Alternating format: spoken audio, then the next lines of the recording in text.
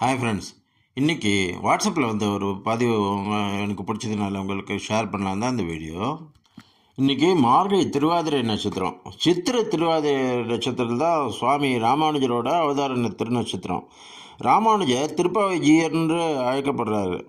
ராமானுஜர் நம்மாழ்வார் திருவாய்மொழியின் செவிலித்தாய் என்று போற்றப்படுகிறவர். ஆனாலும் எல்லாரைப் போலவே ஆண்டாளின் திருப்பாவை மீதும் நாச்சியார் திருமொழி மீதும் ராமானுஜருக்கு அளவு கடந்த ஆர்வம், பக்தி, பிரீத்தி எப்படி வேண்டுமானாலும் சொல்லலாம்.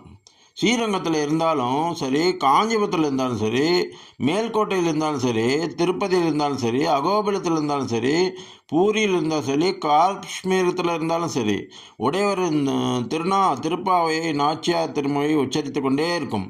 இப்படித்தான் ஸ்ரீரங்கத்தில் ராமானுஜ மடத்திலிருந்து பிச்சை எடுத்து சாப்பிட்டு கொண்டிருந்த காலம் நான் ஏற்கனவே பார்த்துக்கிறோம். சன்னியாசிகள் 7 வீடுகளுக்கு சென்று பிச்சை எடுப்பார்கள், அவ்வளவுதான். அடுத்த வீட்டுக்கு கூட போக மாட்டாங்க. ஸ்ரீரங்கத்தில் சன்னியாசிகள் பிச்சை எடுக்கும்போது வேதங்களும் உபனிஷத்துக்களும் தான் சொல்லிக்கொண்டே போவார்கள்.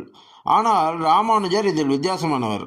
தான் சிஷ்யர்களுடன் செல்லும்போது தமிழ் பிரபந்தங்களை மட்டுமே பாராயணம் செஞ்சபடி போவார். அதிலும் திருப்பாவையை தான் பெரும்பாலும் சொல்லிக்கொண்டே இருப்பார். ஒவ்வொரு நாளும் காலையிலும் மாலையிலும் இதுபோல் ராமானுஜர் காஷாயம் எடுத்துக்கொண்டு திருப்பாவை பாடி வருவதை பார்த்த அந்த காலத்தில் இந்த சின்னஞ்சிறுவர்கள் ராமானுஜரை பார்த்ததும் ஐயா திருப்பாவைஜியர் வந்துட்டார்டான்னு என்று தங்கள் வீடுகளுக்கு உறக்க கதி செய்தி சொல்வார்கள். அந்த அளவுக்கு குழந்தைகளின் மனதிலும் திருப்பாவையை கொண்டு சேர்த்தவர் ராமானுஜர்.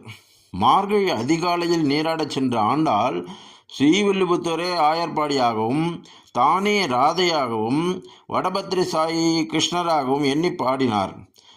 ஆண்டாளின் இந்த திருப்பாவை பாடலை பாடி பாடி பாடி சொக்கி போனவர் ஸ்ரீராமானுஜர்.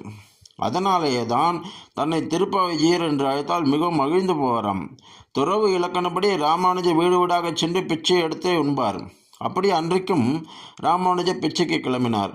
நாளுக்கு ஒரு வீதி, வீதிக்கு ஒரு பாசுரம். உதடுகள் உச்சரித்து கொண்டே இருந்தாலும் உள்ளம் மட்டும் அவர் அரங்கனின் பாதார விந்தங்களில் மட்டுமே நிலைத்திருக்கும். பிச்சைக்கு கிளம்பி பாட ஆரம்பித்து விட்டால் ராமானுஜருக்கு உலகமே மறந்துவிடும். பாசுரங்களின் பொருளோடு இரண்டர கலந்து தன்னை இழந்து தன்னை மறந்து விடுவார். அன்று அவர் பாடியபடி நடந்தபோது குறுக்கே பந்தோடு ஓடி வந்தது ஒரு விளையாட்டு குழந்தை. அது அத்துவா என்கிற பெயருடையவள். அது பெரிய நம்பியின் வீட்டில் இருந்த வீதியே தான் அந்த பெண் வந்தது. திருப்பாவையின் 18வது பாசுரமான உந்து மதகளிற்றின் அவரது உதடு திறந்து உதித்து கொண்டிருந்தது. அதிலே ஒரு வரி, பந்தார் விரலி உன் மைத்துனன் பேர் பாட என்று வரும். செந்தாமரை கையால் சீரார் வளையொழிப்ப வந்து திறவா என்று முடித்திருப்பாள் ஆண்டாள்.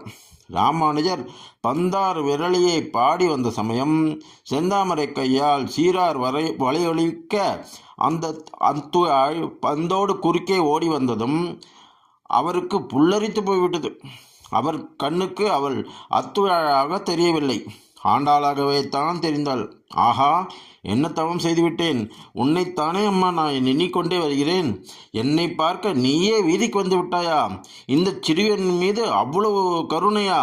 பரவசத்தில் நடுச்சாலை என்றும் பாராமல் அவள் பாதங்களை தொட்டு அப்படியே விழுந்து சேவித்தார். அப்படியே மயக்கமாகி போனார். திகைத்து விட்டால் அந்த அத்துழாய். ஐயோ அண்ணா, என்ன காரியம் இதெல்லாம்? அப்பா அப்பா என்று அழைத்தபடியே வீட்டுக்குள் ஓடினாள். என்ன அத்துழாய்? பிச்சைக்கு போய்கொண்டிருந்த ஜீயர் அண்ணா என் காலில் போய் விழுந்து விட்டார். அப்பா, என்ன ஆகிவிட்டது இவருக்கு? ஓடி வந்து பாருங்களேன். பெரிய நம்பி அவள் கையில் வைத்திருந்த பந்தை பார்த்தார். ஒரு கணம் கண்மூடி யோசித்தார். ராமானுஜர் உந்து மத களிற்றின் பாடிக்கொண்டு வந்தாரோ? ஆமாம் அப்பா, உங்களுக்கு எப்படி தெரியும்? புன்னகையுடன் எழுந்து வீதிக்கு வந்தார் பெரிய நம்பி. மயக்கமுற்றிருந்த ராமானுஜரை மயக்கம் தெளிவித்து வீட்டுக்குள் அழைத்து சென்று அமர வைத்தார். உம்மை போல் திருப்பாவையில் கரைந்து போகிற பாக்கியம் எனக்கென்று இல்லை, யாருக்குமே வாய்க்கவில்லை ராமானுஜரே. ஓதுவதும் உணர்வதுமா பக்தி? வரிகளின் வீரியத்தில் தன் வசமிழந்து போகிறீர் பாரும், அதுதான் ஐயா பக்தி. நீர் வெறும் ஜீயர் அல்லர், இன்று முதல் நீர் திருப்பாவை ஜீயர் என்று கரங்கூப்பி நின்றார் ராமானுஜர். எம்பெருமானார் திருவடிகளே சரணம். ஸ்ரீ ஆண்டாள் நாச்சியார் திருவடிகளே சரணம்.